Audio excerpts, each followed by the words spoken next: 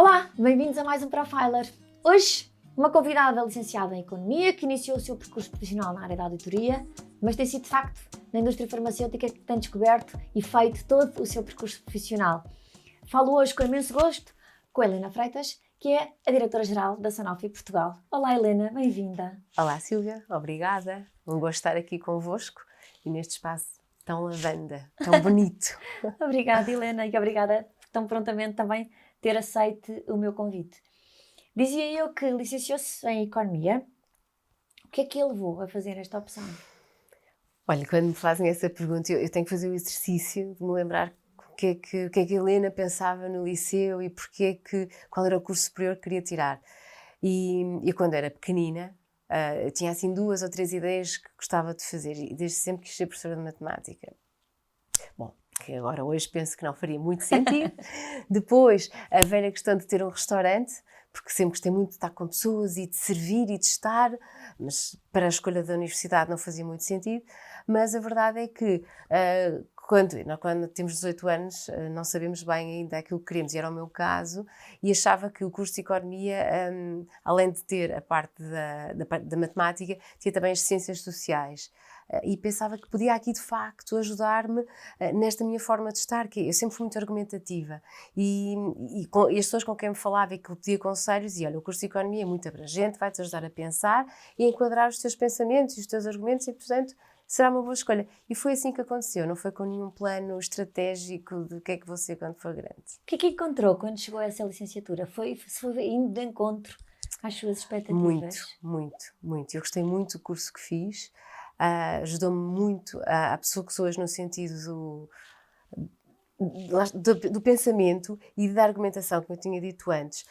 Nós, para tudo, há que ter aqui uma razoabilidade, não é? Nós temos que ter os nossos pressupostos, fazer o nosso business case, o ceteris paribus e avançar, não é? E fazemos estes planos todos e a vida tem-nos mostrado exatamente isso, não é? Independentemente da área de negócio, o que é que vamos fazer? Pensar o que é que temos hoje, o que é que pode acontecer amanhã para atingirmos os nossos objetivos. E o curso de Economia dá-nos essas ferramentas.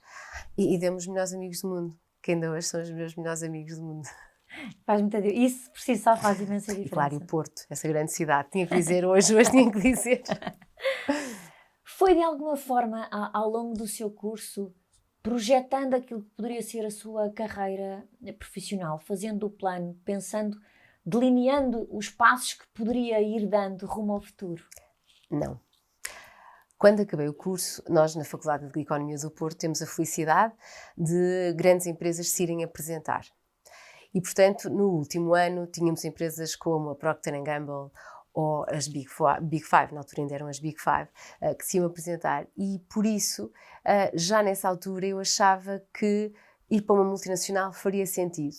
Faria sentido porque notávamos que tínhamos mais exposição, tínhamos acesso a ferramentas, a tecnologia, a modernidade, não é? A modernidade. A banca eu tive a certeza que não queria, porque os bancos também se iam apresentar e eu acho que havia ali uma fotografia que eu não gostava de perseguir. E por isso, das Big Five, eu candidatei-me a todas, candidatei-me também à Procter & Gamble e das Big Five a Ernst Young, e não foi... Acho que foi uma sorte também. Eu achei que era a mais simpática. Era o que tinha ouvido da apresentação mais gira, música mais simpática, mais apelativa e as pessoas que lá foram apresentar a empresa. E acabei por ficar na Ernst Young. Não foi nada planeado, gostava muito de ir para uma Big Five, consegui e tive 2 anos. 2 anos no Porto e depois tive a oportunidade também de fazer carreira em África, porque os escritórios do Porto estavam muito ligados aos escritórios da África. E por aí foi. Mas durante o curso não fiz nenhum planeamento específico. É muito curioso isso que a Helena está a mencionar, de que a escolha que fez face às apresentações que ouviu tem relação direta com a empatia que sentiu com um conjunto de coisas às quais assistiu. Não teve a ver com a marca em si ou com aquilo que a marca poderia projetar em termos de futuro, mas foi a sensação que teve com o ambiente, com o entorno, com as pessoas. Que hoje muito. É uma coisa tão importante e que tanto falamos, e hoje, mas se que virmos, nessa altura não era tanto assim. E se pensarmos só, aqui estamos a falar das Big Five, que depois se tornaram Big Four, e antes da nossa conversa a Silva até partilhou a sua experiência, não é? Que também teve essa oportunidade, e eu acho que tem muito a ver com isso, não é? Com esta imagem que nos passam. E ao longo da minha carreira sempre procurei estar com pessoas que me faziam sentir bem e que eu também pudesse dar esse retorno. E aconteceu. E na UI, que hoje é UI, foi uma experiência fantástica, da qual também, e mais uma vez, tal como disse na faculdade, criei amigos para a vida, não é? E então hoje temos essa relação, porque é muito importante nós também nos sentirmos nós próprios e essa nossa versão, seja onde estamos, não é? Na família, no trabalho, e na UI começou assim e eu tentei que essa forma de estar e trabalhar se prolongasse nas diferentes experiências que fui tendo. E a mesma coisa com Angola e Moçambique. Havia a possibilidade de ir para Angola e para Moçambique. E toda a gente dizia, bem, Angola, em termos profissionais, se calhar tínhamos empresas com mais impacto, com mais negócio, mas em Moçambique o ambiente era mais agradável, mais empático. Ainda assim, as pessoas que tinham ido para Moçambique tinham experiências muito boas. Pensei, então é essa que eu vou escolher. Na nossa geração era de facto muito comum fazer a opção por uma das Big Four, porque eram de facto instituições e eram consideradas passagens extraordinárias para quem vinha de terminar uma licenciatura. Hoje em dia é um bocadinho diferente. Que grandes competências é que a Helena acredita que retirou dos seus anos de auditoria, que de alguma forma perduram até hoje na sua forma de trabalhar? Trabalho em equipa, direto. Ninguém faz nada sozinho. Nós entramos lá júniores, entramos sem saber fazer nada e temos que pedir ajuda a quem está acima de nós, quem são os nossos seniors, os nossos managers, quem seja, e este trabalho em equipa ao mesmo nível e aos diferentes níveis acho que é fundamental. Depois também o que eu aprendi e que retive é a resiliência, porque nós, sendo auditoria ou sendo consultoria, nós vamos para clientes diferentes e a informação que queremos obter nem sempre está disponível e arranjarmos a forma de obter essa informação e, portanto, esta resiliência e esta curiosidade constante que nos dá. E a capacidade de adaptação. Nós vamos, pelo menos no caso da auditoria, no escritório do Porto, em que somos muito diversos, temos acesso a informações, a trabalhar com clientes, vão desde o vinho do Porto às autoestradas. E, portanto, o estarmos a trabalhar um dia numa coisa, no outro dia outra, obriga-nos a uma adaptação constante. E isso eu trouxe para o resto da minha vida e claro, na minha vida profissional, tento mostrar a naturalidade de mudarmos de assuntos e de temas, que hoje em dia as empresas assim nos obrigam, e claro que eu tenho uma escola que era o meu dia-a-dia, não é? E que é muito bom, e que me deu, de facto, a possibilidade de escolher, de perceber o que é que eu gostaria de fazer e o que é que eu não gostaria de fazer. A verdade é que, pós Ernst & Young, iniciou o seu percurso profissional na indústria farmacêutica, onde se mantém até hoje, embora em diferentes projetos. A passagem para este setor foi de alguma forma intencional? Tinha alguma paixão específica? Mais uma vez, isto são as coincidências da minha vida que eu rio-me, e este sorriso é um sorriso de felicidade, porque de facto eu contei que vim de Moçambique, entretanto fiz 3 anos em Moçambique na Ernst & Young e pensei, é hora de voltar para Portugal. E voltei para Portugal sem emprego. E pensei, vou descansar durante o verão para perceber o que é que eu quero fazer. Quem me conhece melhor sabe que descansar para mim são 2 dias, está bom, já recuperei o nível de energia, portanto, o que é que eu vou fazer? E comecei a enviar currículos para diferentes projetos, porque uma coisa que eu tinha decidido eu não queria estar em projetos curtos, de curto prazo, porque eu acho que uma das frustrações que nós temos quando trabalhamos auditoria ou consultoria é fazemos 3 meses de qualquer coisa, 6 meses e depois não vemos o bebê a crescer. E eu queria ter um bebê e vê-lo a crescer. No caso do trabalho, pois o bebê é sério, veio mais tarde. E entretanto, eu enviei uma série de currículos e, sem querer, esta história tenho que contar até porque a Silvia trabalha na Michael Page e foi com a Michael Page que isto aconteceu. Enviei um currículo sem querer para a banca. Não era o banco, era o Banco Big na altura, e o consultor que me chamou liga-me, olha Helena, temos aqui o seu currículo, quer vir à entrevista, gostamos imenso do seu currículo, tem esta oportunidade fantástica no Banco Big. E eu em casa pensei, Helena, o que é que tu foste fazer? Em que botão é que carregaste que te ligam de um sítio que tu não querias candidatar-te? E eu pensei, vou, não perco nada, assim conheço um consultor da Michael Page, podem surgir outras oportunidades e se calhar até vou gostar. Bom, estou na entrevista e entretanto o Pedro, o consultor na altura que me entrevistou, faz aquela pergunta óbvia, olha, então o que é que atrai na banca? E Silvia, eu não consigo mentir. Não é? E eu disse-lhe, bom, e contei-lhe a verdade, olha Pedro, lamento, mas Não foi há um nada que engano, me não há atraia. nada que me atraia na banca. E portanto, olha, aconteceu isto assim. E ele achou curioso, achou divertido até e disse, então vamos fazer ao contrário, fale-me de si e vamos perceber se há alguma oportunidade para encaixar. E naquele dia, a BMS, a Bristol Myers Squibb, uma empresa da indústria farmacêutica, estava à procura de um consultor para 3 meses de projeto para criar todas as políticas e procedimentos para a empresa no âmbito do Sarbanes-Oxley. Para quem não está interiorizado, na altura da crise bancária nos Estados Unidos, houve de facto uma crise ao nível do controle interno e controles financeiros e era necessário, sobretudo para as empresas americanas, cotadas em bolsa nos Estados Unidos, terem estes controles bem definidos. E eu olhei para ele e disse, olha Pedro, muito obrigada, mas a decisão que eu tomei é não ir para projetos, mas sim para um emprego com tempo para poder crescer. E na altura ele disse, Helena, mas olha, não está a perceber, o seu currículo encaixa-se mesmo, fez o vosso trabalho fantástico, não é? Que viu e a pessoa correta para o meu cliente e eu vou convencê-la. E foi muito curioso, porque eu cedi, porque fui muito transparente no sentido de dizer, vou continuar a procurar um emprego, que eu quero, mas entretanto, se eu puder também estar ocupada e continuar a desenvolver as minhas capacidades, era a primeira vez que trabalhava na indústria farmacêutica, nunca tinha trabalhado. E assim foi. E fui para a BMS com um deadline de 3 meses em que era livre de ir às entrevistas. Porque eu queria ser controller. Não é? Eu queria ser controller. Naquela altura eu tinha decidido que queria ir para a área de controle de gestão. Ao fim do mês, na BMS, é-me oferecido um emprego na área de controle de gestão. Numa empresa de aparelhos de limpeza, qualquer coisa assim. E fui ter com o diretor financeiro da BMS e disse, olha, Paulo, muito obrigada, eu vou cumprir o projeto a qual me comprometi, mas eu vou-me embora ao fim dos 3 meses porque já tenho o meu emprego de controle de gestão. Eu disse, não, Helena, não vai nada, nós precisamos de si aqui, gostamos muito de si, e foi assim que surgiu a oportunidade de entrar na indústria farmacêutica porque foi criado um lugar de controle interno na BMS no qual eu fiquei. Como é que foi essa experiência depois? Bem, eu fiquei muito feliz pelo reconhecimento, não é? Por uma empresa desta dimensão achar que necessitava do meu contributo nos seus quadros e que o contributo que eu já tinha dado ao final do mês faria diferença ou poderia fazer diferença na organização. E fiquei cerca de 1 ano na área de controle interno, mais ou menos, 1 ano, 2, em que eu diria que quando se entra numa empresa é um bocadinho boring, não é? Pensarmos controle interno, mas é maravilhoso para se conhecer a empresa, é muito importante, porque sabemos os processos de A a Z.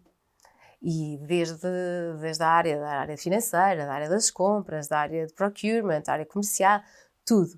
E isso permitiu-me ter uma visão na companhia 360.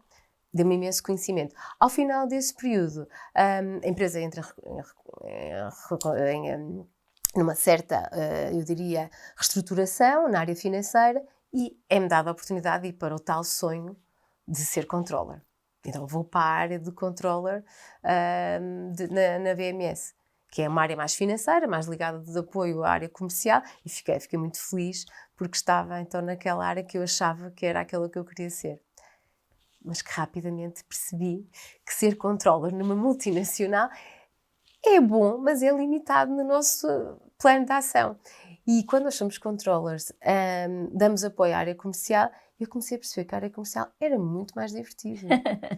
Muito mais divertido, muito mais interessante, podíamos fazer projetos diferentes. E como é que e assim, comecei a pensar, como é que eu vou mudar para a área comercial? Não penses nisso, Helena, não faz sentido. Estás bem, és reconhecida no trabalho que fazes aqui um bom trabalho de controle financeiro, tudo bem. E não é que a empresa entra em freeze, headcount freeze, não podia contratar fora, mas a Product Manager da área de VIH sai da companhia e a companhia tem que contratar um Product Manager para a área de VIH, que era uma da área core da empresa. E eu pensei, não. E fui falar com o diretor da área. Fernando, olha, vai abrir este headcount, eu sei que nós não vamos poder contratar fora. Achas que me devia candidatar? Ele disse, Helena, candidatar é o mínimo que tu podes fazer. Depois, mediante os candidatos que nós tivemos, logo vemos o que é que acontece. E foi muito curioso, porque normalmente nestes lugares a carreira natural é vir alguém das vendas, ou alguém de outra área de negócio. E depois apareceu lá uma pessoa da área financeira, que nunca tinha estado envolvida em nada da área comercial. Mas abriu o headcount, nós já podíamos ir contratar fora. E eu aí senti, bom, agora é que eu não vou ter oportunidade nenhuma, porque agora vêm as outras pessoas das outras empresas com mais experiência. Bom, mas não faz mal, vou ao jogo. Fui a jogo e fui eu que fui escolhida e foi a minha passagem para a área de marketing.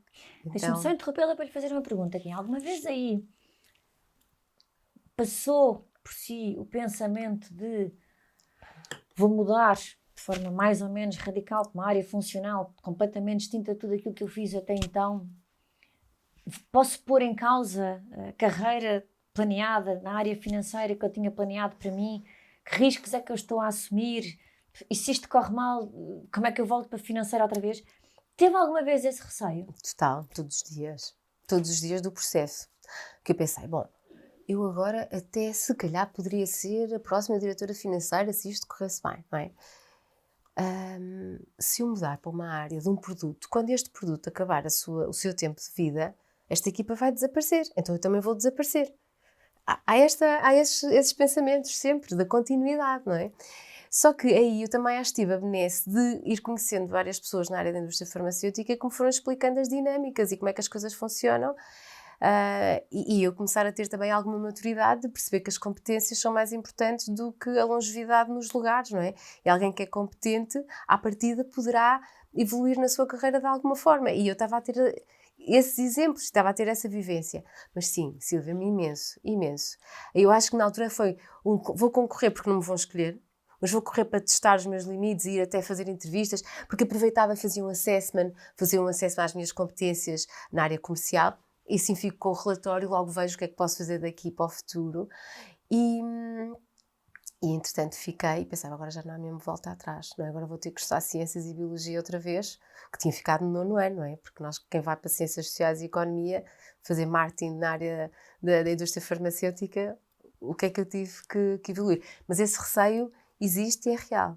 E em todas as mudanças, ele está lá. A verdade é que o lugar foi seu, chegou.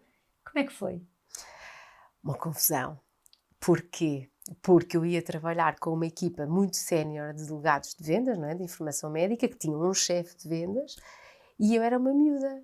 Não é? Eu era uma miúda que não percebia nada disto. E eu sabia que eles se juntavam uns 5, se ouvirem isto eu vou-lhes passar, juntavam-se uns 5 assim ao almoço a dizer, então agora o que é que vamos fazer com ela? Então agora não percebe nada disto e vai-nos estar aqui a editar a estratégia e o que é que vamos fazer e não vamos fazer. Eu falo deles porque eram 5 homens, porque passado algum tempo eu fiquei também responsável pela equipa. Fico responsável não só pelo marketing, mas diretamente pela equipa de vendas. Então, assim, era a manager deles, os 5, assim, com quase metade da idade. Não é verdade, vocês também não eram todos assim tão mais velhos que eu. Mas foi muito curioso porque fizemos uma super equipa. E ao fim de 1 ano e meio estávamos fortíssimos juntos e muito unidos. Eu só podia aprender com eles, não é? E neste tipo de exercício o que nós temos que fazer é assumir toda a nossa humildade, o nosso desconhecimento, mas vontade de fazer e aprender e resiliência. O que é que eu podia trazer a esta equipa? Força, energia, dinamismo, saber como é que funcionam as organizações por dentro, porque eles sabiam, eles conheciam o mercado, eles conheciam os clientes, eles conheciam os médicos, eles conheciam os produtos, e era unir estas forças. Eu acho que isto é assim que as equipas funcionam, não é? É juntarmos o que de melhor cada um de nós pode trazer e daqui sairmos vencedores. E saímos, e foi muito bom. Os produtos que nós trabalhávamos eram muito bons e, portanto, os médicos reconheciam, os doentes estavam bem tratados e as coisas correram bem. Ajuda, talvez para o bem ou para o mal, de alguma forma, porque a Helena está a falar e eu estou a pensar. A Helena também era muito consciente das competências que tinha, das competências que não tinha e por isso ter que se rodear dos melhores para poder adquirir. Termos consciência das nossas próprias competências faz muita diferença no exercício da nossa função, seja ela qual for. Total. Este autoconhecimento, não é? Que nós devemos fazer todos os dias, eu diria que é definidor do sucesso e da nossa felicidade também, não é? Porque se eu achar que sei fazer isto, mas afinal só sei fazer isto, ou achar que sou assim e afinal sou assim, nós não estamos aqui a tirar o melhor que podemos em cada uma das opções. Mas para chegarmos a esse ponto, ao autoconhecimento, ao conhecimento dos pares e a partilha constante. E este diálogo, que é muito importante assumirmos. E aqui já podemos ir agora para outro tipo de conversas, mas quando trabalhamos em equipa, seja ela entre pares, com managers, com colaboradores a reportarem-nos a nós, é muito importante percebermos o que é que nos motiva e não só as competências, mas também as motivações. Aqui já estou a entrar num campo mais pessoal, porque eu acredito que nós damos o melhor de nós próprios se sentirmos que estamos de facto a contribuir para a empresa, a contribuir para os objetivos e a contribuir para um bem-estar comum. Que também é nosso, o pessoal. Eu acho que nós só podemos ser bons profissionais, acredito muito nisso, se também estivermos muito bem como nós, como pessoa. E hoje em dia as nossas vidas misturam-se tanto, não é? A tecnologia não deixa que seja de outra forma. Se nós quisermos ser de outra forma, temos que nos disciplinar de tal forma que depois também nos tornamos assim um bocado obsoletos tecnologicamente, não é? E, portanto, o que é que eu quero dizer com isto? Sim, o autoconhecimento é fundamental e o conhecermos as competências da equipa e o potencial da equipa. Porque há pouco a Helena dizia que levantei a mão para a função de Product Manager. Se não aconteceu nada no limite, também fui fazer o assessment e vejo quais são as competências que eu tenho na área comercial. É a sua predisposição também para esse autoconhecimento. Sim. Quantas vezes nós achamos que somos isto e aquilo, ou que sabemos fazer assim e assado, e quando estamos numa situação real, percebemos as nossas próprias limitações, nossas ou da equipa. E por isso eu acho fundamental nos propormos esse assessment, nos propormos o feedback contínuo, é muito importante. É difícil. Dar e receber, tão difícil, mas tão importante. E que só acontece se tivermos uma boa relação, se tivermos confiança, aqueles básicos, não é, da gestão das equipas, mas que não são tão básicos. Não é? Porque se eles não existirem, as coisas não funcionam como poderiam funcionar. E este meu primeiro exercício de gestão de pessoas, quando acontece na BMS, e pessoas, lá está, mais velhas do que eu, muito maduras na função, conhecedoras, que eu sabia o que é que diziam de mim nesse sentido, mas que perceberam a humildade e a curiosidade e a predisposição de trazer à equipa aquilo que eles sozinhos não poderiam fazer. Não é? E por isso termos tido uma equipa de sucesso. Foi curta, não é? Porque depois, passado 1 ano e meio, fui convidada a mudar outra vez e essa aí custou. Do Sanofi, não foi? Não, ainda dentro da BMS. Porque eu fiquei grávida. Foi depois para outra área de market access, fui para a área, sim, fiquei grávida da Terezinha, fui de baixa de maternidade e quando ia voltar de baixa de maternidade, o meu diretor-geral tinha um novo desafio à minha espera.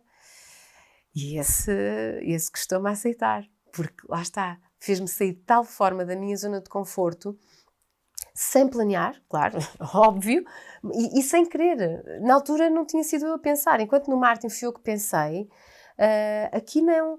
E a área de market access, essa área institucional, comunicação externa, era uma área que me ia tirar totalmente da zona de conforto. E eu estava feliz, e eu sentia que ainda tinha coisas para fazer. Porque às vezes nós sentimos, está tudo feito, bora lá, um novo desafio. Ali não, ainda havia coisas para fazer. Mas a pessoa que estava nesta área tinha saído, a empresa queria ocupar com alguém interno, vamos tentar pensar em quem é que nós podemos desafiar. Não resisto a fazer-lhe a pergunta, porquê é que disse que sim? Fui quase obrigada. Se o meu diretor-geral da altura tiver a ouvir, o Eduardo, foi uma conversa muito engraçada. Disse que sim porque ele convenceu-me que era o melhor para mim. Ele convenceu-me que era o melhor para mim. E eu depois percebi que era o melhor para mim. Era o melhor para mim porque era mais uma nova área, era o melhor para mim porque era a área de maior exposição na indústria farmacêutica e de importância imediata na atuação do acesso. A indústria farmacêutica tem que vender, tratar, comercializar medicamentos e vacinas. Se nós não tivermos acesso a esses medicamentos e vacinas a tempo útil, não temos continuidade de negócio, não é? Podemos ter fantásticas equipas e devemos ter comerciais, de marketing, de médico e de research, mas se não conseguirmos desbloquear o acesso com as autoridades de saúde, ficamos bloqueados no crescimento. E, portanto, isto assustou-me imenso, porque eu não era farmacêutica, porque eu não era política, porque eu não conhecia as questões governamentais da área da saúde, e foi, de facto, um boost maravilhoso na minha, não só na minha carreira, mas mesmo no meu crescimento pessoal e profissional. Conheci pessoas que também hoje são grandes amigos, que me ensinaram imenso, e como cidadã acredito que trabalho definitivamente na melhor área em que podia trabalhar, que é a área da saúde. E aí, mas isso que acabou de dizer leva-nos a outro tópico, que é, disse que sim, porque aquela pessoa que a estava a convidar acreditava piamente que era o melhor para si. Só uma relação de muita confiança é que faz dar este sim, porque a outra pessoa acredita que é o melhor para mim. Porque a outra pessoa acredita que é melhor para mim, porque me mostra as competências que eu não tinha e que podia vir a desenvolver, as competências que eu tinha e que não estava a potenciar, e o nível de crescimento que eu podia ter. Ia ter uma equipa maior, mais pessoas, mais gestão de conflitos, gestão de negociações, uma série de competências que eu ia ter que aprender a fazer e que eu hoje, se calhar um pouquinho mais velha, um bocadinho mais madura, mais experiente, percebo isso, porque hoje quando olho para miúdos de 25 anos ou de 27 anos e lhes digo, vai, porque tu vais conseguir, e eles dizem, Helena, mas eu não sei nada disto, mas vais saber. Não é? Nós, a experiência ajuda-nos a perceber e olhando para uma profissional de recursos humanos, e às vezes tenho esta conversa com a minha colega de People and Culture, em que temos uma coisa é avaliar a performance, outra coisa é avaliar o potencial, e é muito difícil. É muito difícil às vezes discernirmos um colaborador que está a ter uma boa performance, mas não tem potencial para mais, e um colaborador que não está a ter a melhor das performances, mas nós sabemos que tem potencial para mais. E se calhar o que ele me estava a dizer é assim, tiveste uma boa performance, mas eu sei que tens potencial para mais, para isto, para isto. E que eu ali não estava a querer ver. Tinha a Terezinha bebê, voltar a viajar, voltar a conhecer pessoas novas, voltar a ter que estar full, porque, quer dizer, a minha forma de estar também me obriga, quando embarco num projeto é para estar a 100%. E o meu projeto a 100% naquele momento era ser mãe. Eu tinha a minha primeira filha, tinha 35 anos, queria dedicar-me à Teresa. E aí comecei a fazer um outro exercício que eu não tinha, que é o da disciplina. Quando se trabalha na área financeira, nós somos uns indisciplinados, porque os relatórios têm que sair, porque há o fecho do mês, porque há isto, e na área do marketing há eventos ao fim de semana, há eventos fora de horas, e disse, não, eu quero ser mãe da Terezinha com qualidade, e como é que eu vou fazer isto com uma função desta magnitude e deste impacto? E começamos a trabalhar a disciplina, não é? Foi aí que eu comecei a trabalhar a minha disciplina, os meus horários. Difícil para mim, difícil. E depois, surge a Sanofi, não é? Sim, depois surge a Sanofi, porque entretanto já iam 12 anos, de BMS, e eu comecei a achar que já era muito tempo e que se calhar precisava de uma mudança. Porque sempre entendi que as mudanças, já estava há 5 anos a fazer a mesma coisa, não é? E pensei, bom, eu já trouxe tudo o que eu podia dar, já tinha criado uma equipa, a minha equipa já tinha saído, já tinham todas, porque eram todas meninas, já tinham ido todas para outros lugares também, tinham crescido como líderes, e eu pensei, acho que se calhar faz sentido ter um novo projeto. E aí sim, comecei também a pensar e a olhar, a procurar um novo projeto.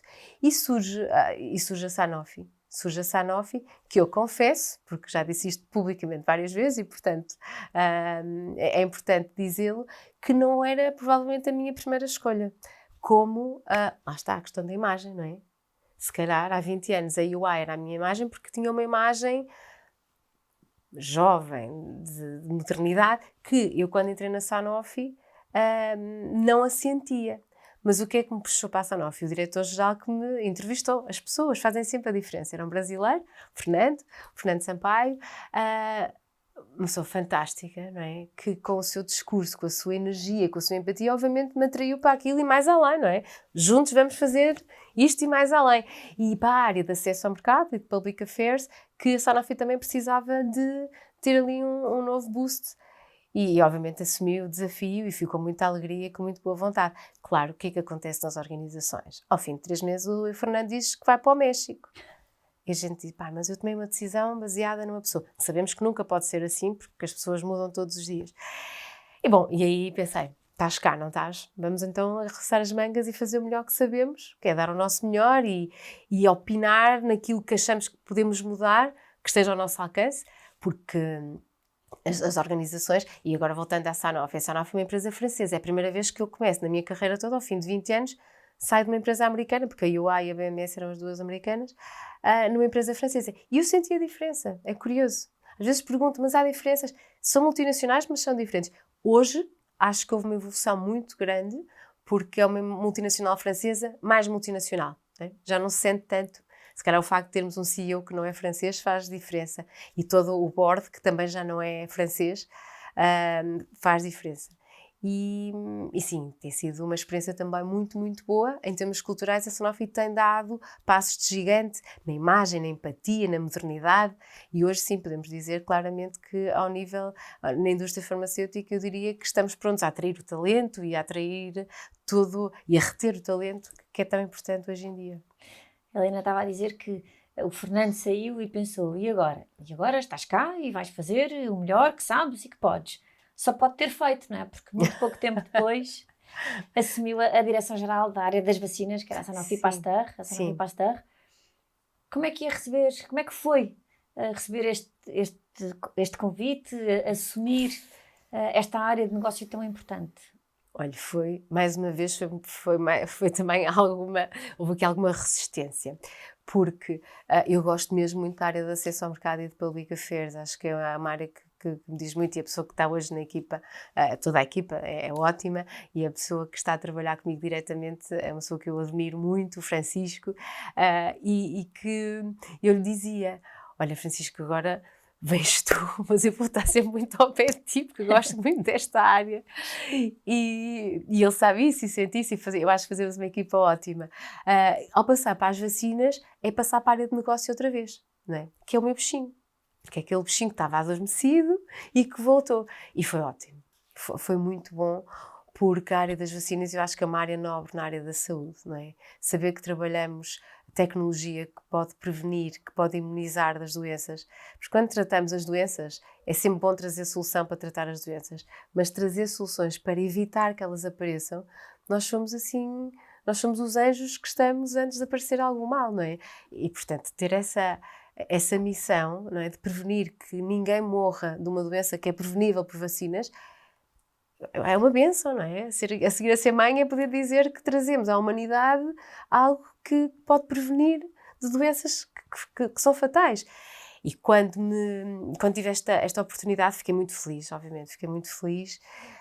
E foi no pré-pandemia, não é? Ninguém fazia ideia o que é que era o Covid. Eu nunca mais me esqueço, eu fiz uma grande viagem nessa altura, costumo dizer a minha primeira, segunda lua de mel, fazemos várias, não é? E vou numa viagem em fevereiro, tinha acabado de assumir, falei com o meu chefe, olha, eu já tinha esta viagem combinada, não leves a mal. Não, Helena, vai, depois quando voltares então assumes a 100%. E quando voltei já tinha que usar máscara no aeroporto, já não sabia bem o que é que ia acontecer quando chegasse a Portugal, porque estava tudo fechado, e pronto, depois é tudo aquilo que nós sabemos que aconteceu.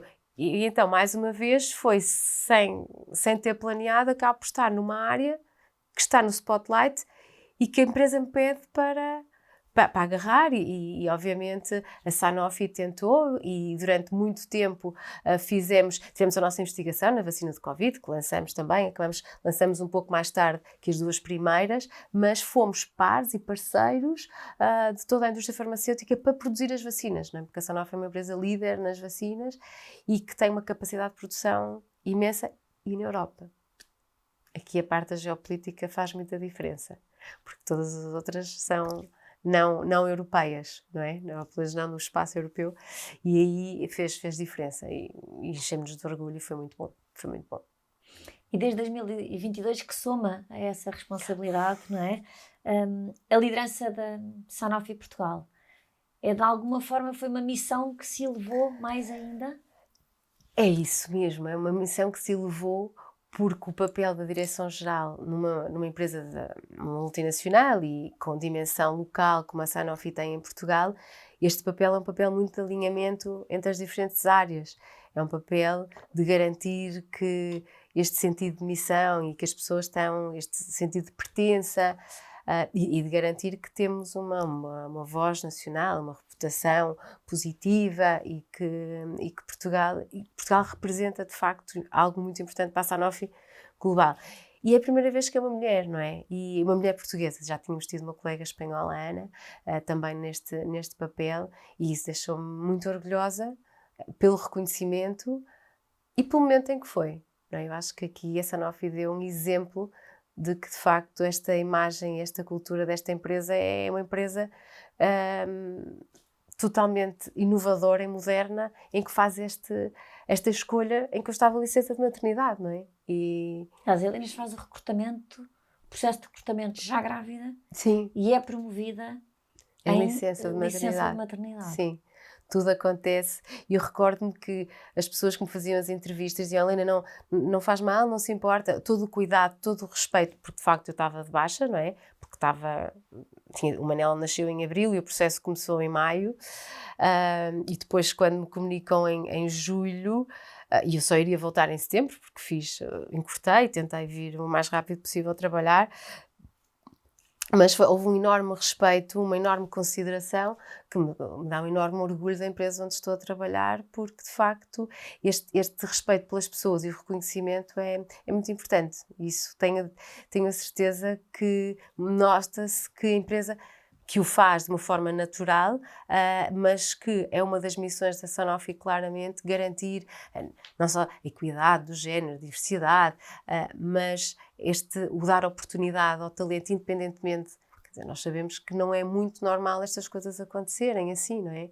E eu recordo-me de ir de licença e ter o bebê e pensar, que chatice os timings, mas pronto, não faz mal, há de haver outras oportunidades. E de facto houve aqui uma lição enorme de people and culture que nós tivemos e fico muito feliz por isso. Porque é de facto o aliar naturalmente, por um lado, de reconhecimento das suas competências, porque se calhar seria mais fácil não passar por processo, estava grávida, estava de licença e, portanto, se não lhe reconhecesse efetivamente muita competência para que pudesse assumir esta nova função, haveria outros possíveis candidatos, Claro que sim. internos ou externos, não interessa, à função.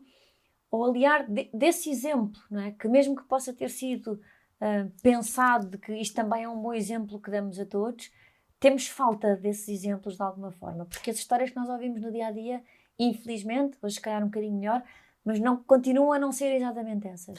Sim, hoje ouvimos isso. E sabe que na altura nós até fizemos, esta situação obviamente foi comunicada e eu tive alguns feedbacks de algumas mulheres que disseram, olha, a mim também me aconteceu, que bom. Mas infelizmente tive muitos mais de outras mulheres que diziam, olha, infelizmente eu quando estive grávida senti que o meu lugar foi posto em causa, ou quando eu fui de licença não sei o quê, ou quando eu voltei já não tinha o meu lugar disponível, e isto de facto eu acho que é uma mostra para que é possível, não é? E uma das coisas, às vezes quando me pedem para se é que posso passar alguma mensagem, é mesmo, eu acho que quer dizer, para as mulheres que querem ser mais, porque nem todas querem ser mais, mas para quem quer não deve nunca adiar esse projeto, porque essa é também outra das minhas missões. Acho que quando o adiamos pode ser difícil e o Manel já veio um bocadinho tarde, mas está cá e é saudável e correu tudo bem, mas já foi mais difícil. Já foi mais difícil, o Manel. E eu acho que nós, mulheres, não devemos adiar os nossos projetos de sermos mais quando queremos e garantir que podemos ter essas condições. Claro que se calhar eu estou numa posição fácil porque consegui, não é? E estou numa posição mais evidente porque aparentemente tudo correu bem. Mas não é verdade. Há muitos desaires no meio destes processos. Há lutas, há esforços, há muita dedicação pessoal a muita série de coisas e muita resiliência e episódios que nem sempre são os mais felizes e também podemos falar sobre eles. Mas eu acho que o importante aqui passar é que é possível e temos que nos esforçar. E se estamos num local de trabalho onde vemos que não é possível, temos que ir à procura de um local que nos proporcione essas condições. Porque se nós não procurarmos a nossa felicidade, ela nem sempre vem ter connosco, não é? Nós temos que ir procurar. Levantar mais vezes as mãos também, não é? Levantamos pouco as mãos. Sim. Isto o speak up é uma cultura que nós também promovemos muito na Sanofi e pessoalmente acho que nós devemos, com respeito, sempre, com muito respeito e bom senso, mas a levantar a mão e procurar as oportunidades e se elas não estiverem lá, ir à procura delas, porque acho que é fundamental. De alguma forma, acredita que trabalhar o setor da saúde pode requerer ter, por si só, na nossa natureza, um perfil ainda mais orientado às pessoas do que noutro setor que trabalhe outro tipo de questões? Eu não sei se é ter características mais ligadas com as pessoas, mas ter competências que garantam que somos, que temos sentido de urgência, que o que nós fazemos é mesmo para hoje e não é para amanhã. Porquê? Porque o que nós trazemos é solução para a saúde. Quantas vezes temos, exemplos muito práticos, muito práticos. Nós temos pedidos de hospitais de medicamentos que têm que ser entregues em 24 horas. Têm que ser entregues em 24 horas, porque o doente, se não receber um medicamento em 24 horas, pode morrer. Ou porque o medicamento tem que estar em condições de transporte que obriga a que, quando sai do armazém, se não for administrado em 24 horas, perdeu a sua validade. Isto faz com que, por exemplo, e eu já falei aqui de outras áreas aparentemente mais sexys, a área do supply chain, por exemplo, não é? Do abastecimento, da distribuição. Se nós não tivermos pessoas extremamente competentes, pomos em risco a vida dos nossos doentes. Tão simples como isto. Portanto, uma característica tão simples que nós temos que procurar nos nossos colaboradores é sentido de urgência. Nós não podemos falhar na nossa missão diária, porque de nós depende a vida das outras pessoas, literalmente. E, portanto, nós estamos só na área mais nobre que podíamos estar. E isto, há a frase bonita, porque é que te levantas, não é? Quando nos levantamos de manhã, o que é que vamos fazer de manhã? Eu, todos os dias, quando me levanto de manhã, tenho que garantir, e a missão, que vou dar o meu melhor para que os portugueses possam ter acesso a medicamentos, a tratamentos e a vacinas que lhes salvam a vida, não é? Eu diria que não há missão mais nobre que esta, além de ter os meus lindos filhos felizes e saudáveis em casa, não é? E, portanto, sentido de urgência, sentido de missão, resiliência. Isto porquê? Porque, por exemplo, nós temos do lado lá, imagino, um fornecedor, ou um camionista, ou, estou a falar de coisas muito simples mesmo, mas práticas e logísticas que temos de ter a certeza que funcionam. Que funcionam. Depois já não falo do resto de todo o canal e toda a cadeia, com todas as vicissitudes que vamos tendo por aqui. Na agitação que é seguramente esse dia-a-dia, quando consegue parar, não é? Parar, ter tempo para si, o que é que lê? Olha, leio sobretudo romances, que eu gosto de ler para descontrair e para descansar. Gosto muito de ler literatura portuguesa, gosto muito de ler autores portugueses, Domingos Amaral, por exemplo. No último verão, como estava de baixa, eu consegui ler a trilogia da história de Portugal. Agora estou a ler a Miguel Sousa Tavares, gosto muito, que tem, penso que é o olhar, o novo olhar, ou o outro olhar, que é a história sobre, no tempo da pandemia. Que está-me a fazer falta voltar ao tempo da pandemia, sabe? Porque acho que houve coisas que nós devíamos ter aprendido e não aprendemos. Mas nem vou entrar por aqui. Portanto, estou a ler esse também, estou a gostar muito. Um livro que eu li em tempos, que me foi oferecido por um grande amigo, o Carlos, que é o Solve for Happy. Eu não sei se o conhece, que era do CEO da Google, que tem muito a ver, e agora se pensarmos mais na parte da nossa missão, ou daquilo que entendemos que seja importante para nós. Eu falei, às vezes abordava aqui o tema da felicidade. E o Soul for Happy é um livro que eu aconselho. Ele era CEO, eu penso que o livro é de 2014, ele era CEO da Google, em que mostra que, no limite, todos nós somos feitos para ser felizes. Só temos é que encontrar a melhor equação. E esse livro deu muita, eu diria, não esperança, porque eu acredito que deve ser mesmo assim, mas veio confirmar aquilo que eu já acreditava, que é, se nós procurarmos o caminho para a nossa felicidade, vamos também ajudar à felicidade dos demais. Isso quer a nossa vida pessoal, quer o nosso trabalho. Portanto, Soul for Happy acho que é uma excelente sugestão para quem andar à procura dos caminhos da felicidade. E agora, se olharmos, se olhar para a sua carreira, repleta de inúmeros desafios, e tiver que escolher, dar destaque a algum desses momentos, qual é que destacaria? Olha, a área do acesso ao mercado é uma área muito ingrata, não é? E por isso é que já também não pode estar lá muito tempo, porque dá assim um grande desgaste. Mas há um episódio, e sem entrar em detalhe, porque não devo, e já na Sanofi, nós conseguimos trazer um medicamento muito inovador para Portugal, para uma área bastante nobre, uma área de saúde muito importante, e era um medicamento inovador, era, eu diria, a esperança para que estes doentes tivessem um tratamento que lhes iria dar melhor qualidade de vida. E quando estávamos assim a finalizar o processo de comparticipação,